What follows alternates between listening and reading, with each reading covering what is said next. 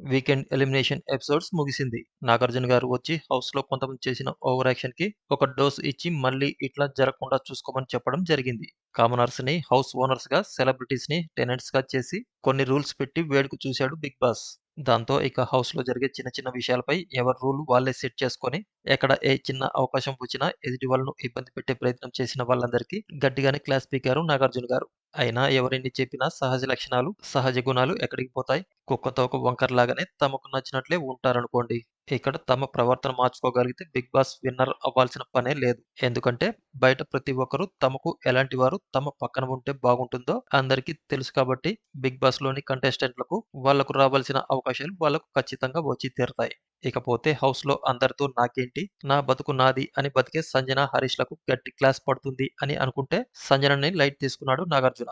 దాంతో హౌస్‌లో అందరికీ షాక్. ఇక ఆ తర్వాత హరిత, హరీష్ అన్న ఒక చిన్న మాటని తీసుకొని ఏదో పెద్ద సీన్ చేద్దామనుకున్నారు హోస్ట్ నాగార్జున గారు. నిజానికి అది అందరూ మర్చిపోయి చాలా రోజులే అయింది. అసలు ఎవరూ పట్టించుకోని విషయాన్ని ముందుకు తెచ్చేసరికి హౌస్‌లోని సభ్యులంతా ఒకళ్ళ ముఖాలు ఒకళ్ళు చూసుకోవడం తమ వంతైంది. ఎన్నోసార్లు నువ్వు తప్పు చేశావు అని హోస్ట్ నాగార్జున గారు అన్నా కూడా హరీష్ దానికి ఒప్పుకోకపోవడంతో ఆడియన్స్‌తో కూడా చెప్పించి హరీష్ మాట్లాడింది తప్పని నిరూపించే ప్రయత్నం చేయడం కాస్త చిరాకు కలిగించిందనే చెప్పక తప్పదు. ఇక ఆ తర్వాత హరీష్‌ని ఇమ్మాన్యుయల్, గుండు అంకుల్ అన్న టాపిక్ దగ్గరకొచ్చేసరికి అదేదో అక్కడ పెద్ద నేరారోపణ జరిగి దాంట్లో నుంచి బయటపడ్డట్లు ఇమ్మాన్యుయల్ ఏడవడం చూస్తే కాస్త ఓవర్ అనిపించక మానదు. ఇక అలాగే ఫ్లోరా సైనిని సంజన అన్న ఫ్రీ బర్డ్ అనే మాట కూడా పెద్ద మ్యాటరే కాదు. అలాగే తనుజ పుట్టుస్వామి ఆలూ ఫ్రై ఎపిసోడ్ కూడా డ్రామానే అని తేల్చేసరికి ఓరిని హౌస్‌లో ఎన్ని డ్రామాలు జరుగుతున్నాయా అని అనుకోవడం ప్రేక్షకుల వంతైంది. ఇక మధ్య మధ్యలో టాస్క్‌లు ఆడుతూ ఒక్కొక్కళ్ళని సేవ్ చేస్తూ వచ్చిన Nagarjuna garu, Suman Shetty you are safe అనగానే ఆడియన్స్ అందరిలో ఆశ్చర్యం. హౌస్‌లో ఉండి ఏం చేశాడని,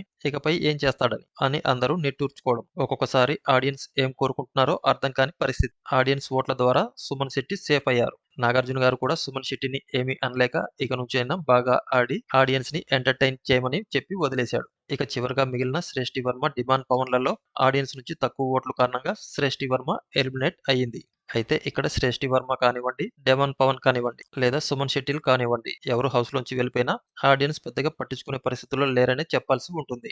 ఆ మాటకొస్తే రాము, ఫ్లోరా శనిలు వచ్చే వారం వరకు భారమే అనుకోండి. ఏది ఏమైనా ఈ వారంలోనే ఒక ముగ్గురు, నలుగురు కంటెస్టెంట్లని ఇంటికి పంపించి ఉంటే బాగుండును అని అనుకోని వాళ్ళుండరు. చూడాలి వచ్చే వారమన్నా డబుల్ ఎలిమినేషన్ ఉంటుందో లేదో అని. ఈ వీడియో గనుక మీకు నచ్చినట్లయితే లైక్ చేయండి, కామెంట్ చేయండి, షేర్ చేయండి. అలాగే ఇటువంటి మరిన్ని అప్డేట్స్ కోసం మన ఛానల్‌ని సబ్స్క్రైబ్ చేసుకోవడం మర్చిపోకండి.